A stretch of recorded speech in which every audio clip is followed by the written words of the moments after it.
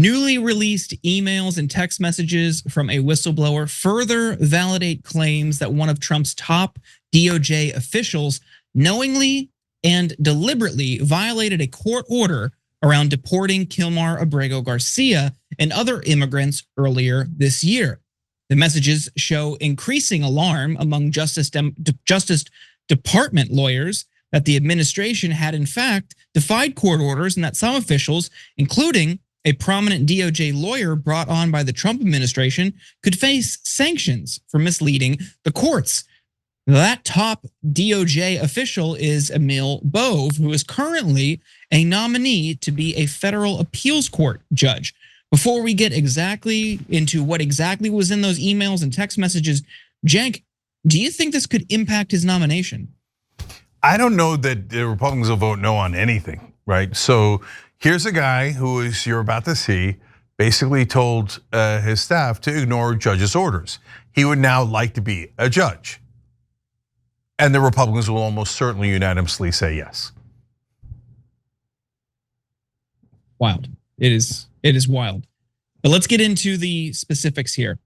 Emails and text messages sent to Congress by former DOJ lawyer Erez Ruveni, who in June filed a complaint against Bove, shed new details and allegations that Bove had floated, giving US courts a big FU during a Justice Department meeting discussing the then planned deportations. Now, for context, Ruveni represented the DOJ in 3 cases related to the Trump administration's crackdown on undocumented immigration and was fired after admitting in court, where he is required to tell the truth under questioning from a judge, that in April, the administration illegally deported Kilmar Abrego Garcia, a Salvadoran man residing in Maryland who had a protective court order barring his removal to El Salvador. According to a whistleblower complaint filed by Ruveni and obtained by the New York Times last month, Bove stated during a March meeting that the DOJ might just need to tell the courts to F off if they attempted to interfere with plans to transfer migrants to a foreign prison in El Salvador, known for its human rights abuses. On Thursday, the Senate Judiciary Committee released text messages and emails from earlier this year between Ruveni and a colleague. In text messages with the Justice Department Deputy Director, August Flente, written the day the deportations took place, Ruveni wrote that it was time to find out about the FU. Flente jokingly replied that it had been good working with him and that they were likely saved for today by the fact that Judge James Boasberg is on vacation. In another text exchange made 4 days after the government was accused of deporting the migrants in violation of a court order, Ruveni wrote that, at this point, why don't we just submit an emoji of a middle finger as our filing to the court? So stupid, replied Flente. But when Bove was asked about this during his nomination hearing just a couple weeks ago, this is what he said. I don't want to disparage that whistleblower in this proceeding, but I also have to address to some extent the allegations.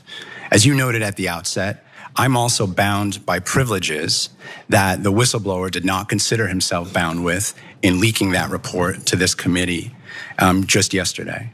But there are a few things I'd like to say and confirm. I will reiterate, I did not advise any Justice Department attorney to violate court orders. The Deputy Attorney General, as you made clear in your opening remarks, Chairman, has confirmed that the account in that whistleblower complaint is not accurate. So telling staff to violate court orders, violating court orders, potentially now, Cenk, was this lying to Congress? Of course it is, but to be fair to that brother, almost everybody lies to Congress when they're getting nominated.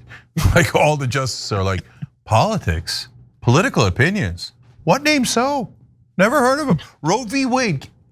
What do you mean Roe v. Wade? Never heard of it. Okay, so they all lie. But anyway, so it is technically a crime. So in this case though, this is, I don't know if I could continue to be amazed, but all right, first let me give a slight defense here. So Pam Bondi made an interesting point, to be fair. I know, first one for everything. Anyway, she said, I can't find the Epstein files, even though they were right here on my desk. No, okay. She said, look, we were appealing the case. So how can he be in violation of a court order or encourage people to be in violation of a court order if we're appealing the case? Okay, that's not that bad a point. But then the problem is, in the internal documents, which we now see, they're alluding to him saying, tell the courts, F you. We're not following your orders. So that seems to defeat your earlier point. Okay, so what I'm curious about, Jordan, is, so if this brother gets on the court, which he almost certainly will, I mean, what Republicans are gonna grow a conscience, and when I say Republicans in this context, I mean they're politicians. I don't mean they're voters, because you guys don't get to vote on it no matter what party you're in. The politicians do. So are they gonna grow a conscience, like, oh, you're right. You know what, the Trump team really has been ignoring a lot of court orders, and that is dangerous. Maybe we should stop them. I mean, it's not impossible, but I would be shocked, right? But if he wins, then what if lawyers come to him and go, sir, I'm gonna go with your precedents, F you. I'm not gonna listen to any of your orders. Why? You're a judge. And you said earlier that we shouldn't listen to judges. I mean, this is nuts. This is where we are now. I mean, later in the show, we're gonna tell you that Donald Trump appointed a professional troll, an alpha male, to be an ambassador for the country, to a real country. Like, we full idiocracy. So what do you do if you go in this guy's court and he doesn't even believe in the court system or listening to the judges? It's mental. Yeah, it is. I mean, this is a scenario where the only people who are going to be able to violate court orders, or the only people who are going to be able to, in this case, blatantly lie and tell staff to do this type of stuff without repercussion, are going to be the Republicans. If anybody on the left, any Democrat did this, it would be a major scandal. Democrats, I assume, will try to turn this into one, but like you're saying, Republicans will probably confirm him. But and I think what they'll do is they'll justify their doing so with these new trumped up charges on Kilmar Abrego Garcia that they unveiled after it was impossible to ignore. They had to bring him back to the States. So that Pam Bondi press conference, all of these all of the witness statements, all of these people who, I mean, it was everything under the sun that they are accusing him of. Human trafficking across state lines, all these different trips. Just, it's so ridiculous. It feels entirely fabricated, but we'll see as the court process plays out. I think they'll just use that. Well, this is a gang member and he's doing X, Y, and Z and all these heinous things. We had no choice. He was acting on his conscience, and they'll find some way to avoid addressing this claim directly. But as we're seeing here in these emails and texts, this is something that people inside the DOJ knew was wrong when it was happening. It's not about what this person allegedly did before, after, or later, what they charged him with later down the line. It's how you act and uphold the Constitution and respect for our institutions in that moment. And like you're saying, it's ludicrous. This is somebody who is now going to be potentially a judge, but he doesn't have respect for the position to begin with. But as it plays out time and time again, Republicans aren't going to care when it's someone on their side doing it. Yeah, last two quick things on it. When you look at the internal documents, it's a clown show through and through. They're like, okay, let's prove that he's an MS-13 member or leader. So wait, is he a member or a leader? And what do you mean, let's prove it? Do you have evidence? Because if you have evidence, what you say is, oh, here's evidence that he's a member of MS-13. Not, let's go try to find out if he's a member of MS-13 or a leader of MS-13, things we just invented. And another guy's like, yeah, Tren de Aragua, right? Like, no, that's a Venezuelan gang. Remember, we're trying to make up that he's in the gang from El Salvador. Oh, right, sorry, I forgot which one thing we were making up. Okay, and what is it all in service of? Donald Trump's thin skin.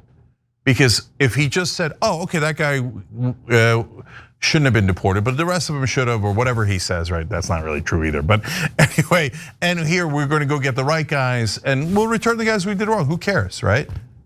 No, can't. No way. Donald Trump is a god. He's never wrong. And that's so they have to make sure they bury this guy and make up that he's in some gang, Photoshop things. And that idiot Trump, he's like, no, I saw it. Do you not understand the concept of Photoshop? Everybody keeps telling you that stupid picture you looked at with the MS-13 on his knuckles is Photoshop. He's like, no, I saw it. It could be Photoshopped and you could still see it. Photoshop is not invisible. Okay, so it's a clown car, total clown car. Every time you ring the bell below, an angel gets his wings. Totally not true, but it does keep you updated on our live shows.